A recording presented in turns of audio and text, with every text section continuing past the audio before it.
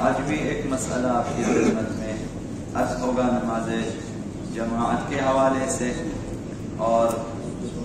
امام جماعت کی 4 رکعتی نماز میں دوسری رکعت میں جو لوگ شامل ہو جاتے ہیں تو ان کے حوالے سے، چونکہ ایک رکعت پیچھے ہوتے ہیں، تو یہ آپ کی خدمت میں عرض کیا کہ اپنی دوسری رکعت میں، پہلی رکعت میں جو کہ امام کی دوسری رکعت ہے،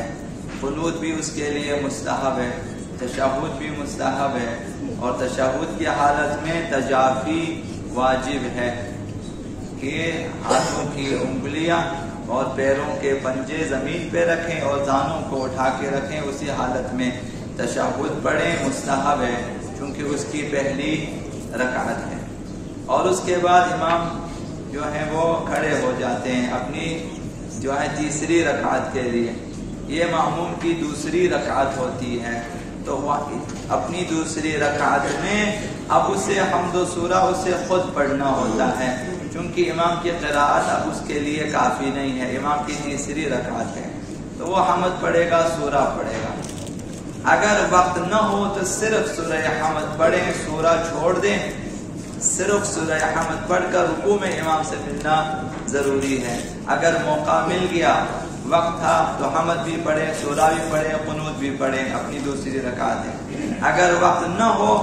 تو صرف سورہ حمد پڑھ کر رکوع میں امام سے ملنا واجب ہے، وہاں رکوع میں امام سے ملیں۔ اب اسی رکعت میں جو کہ امام کی تیسری رکعت ہے اور مأموم کی دوسری رکعت ہے، چونکہ امام چوتھی رکعت کے لیے جو ہے کھڑا ہو جائے گا، تو مأموم کی دوسری رکعت ہے، تو واجب مقدار میں تشہد پڑھنا چاہیے بیٹھ کر۔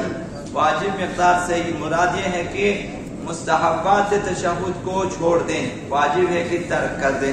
جس میں الحمدللہ ہے، بسم اللہ و باللہ ہے، وخیر الاسماء کلھا، یہ جو مستحبات ہیں اسے چھوڑ دیں، اشہد ان لا الہ الا اللہ سے شروع کریں اور آخری صلوات پہ ختم کریں، پھر جلدی سے اٹھیں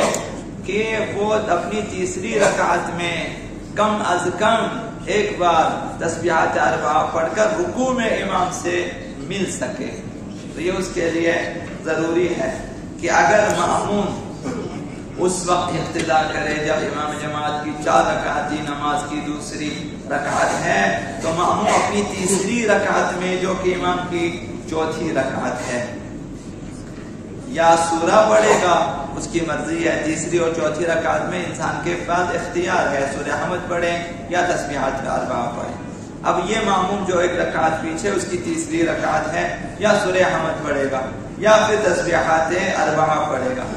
اگر تسبیحات 4 پڑھا اور اس کے بعد 3 بار تسبیحات 4 پڑھنے کا کے لیے وقت نہ ہو تو ایک ہی مرتبہ پڑھنا چاہیے اور رکوع میں امام سے پھر ملنا ضروری ہے۔ ایک بار تسبیحات 4 پڑھ کر رکوع میں امام کے رکوع میں خود کو پہنچا دیں، یہ واجب ہے۔ اس کے بعد 2 سجدے بجا لاتے ہیں اسی رکعت میں، اس کی تیسری امام کی چوتھی رکعت ہے۔ دونوں سجدوں کے بعد اب امام کی چونکہ چوتھی رکعت ہے تو بیٹھ جائے گا، تشہد بھی پڑھے گا امام، پھر سلام پڑھے گا، اس کی آخری رکعت ہے، اور مأموم کی تیسری رکعت ہے، تو مأموم کے لیے لازم ہے کہ تشہد کے وقت تجافی کی حالت میں بیٹھے، ہاتھوں کی انگلیاں زمین پہ، پیروں کے پنجے زمین پہ، زانوں اٹھا کے بیٹھے رہیں،